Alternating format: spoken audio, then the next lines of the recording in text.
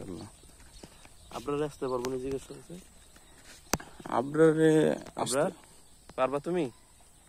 ওই যে গুচ্ছ গ্রামের এই রাস্তার থেকে এই মাথাটা পর্যন্ত আসবা রাত্রে 1টার সময়, আর সাথে একটু তাল গাছের এখানে এই ঘরটার এই জায়গায় একটু বসে যাও, মানে এখানে কোনো একটু কিছুর চা সাথে নাস্তা- দেখা হয় কিনা আবার? একটু চা নাস্তা খায় যাও আয়সা। আফনানদা হরর ভাই নাকি তোমাকে খাওয়াবে চা নাস্তা। বুঝতে পারছি। ঠিক কিনা বলেন? পারবা ঠিক, কিনা? ঠিক পারবে। পারলে তোমাকে 1 কোটি টাকা দেওয়া হবে। ইন্না লিল্লাহ। 1 কোটি টাকা? আমার বাপের জন্মেও কেউ 1 কোটি টাকা দেখছে না। 1 কোটি টাকা বলে দিব। দেখছেন প্রিয় দর্শক, মানে এখন দৌড়ানি শুরু করে দিচ্ছে। কি অফার দিল! 1 কোটি টাকা। আপনারা কেউ পারবেন কিনা?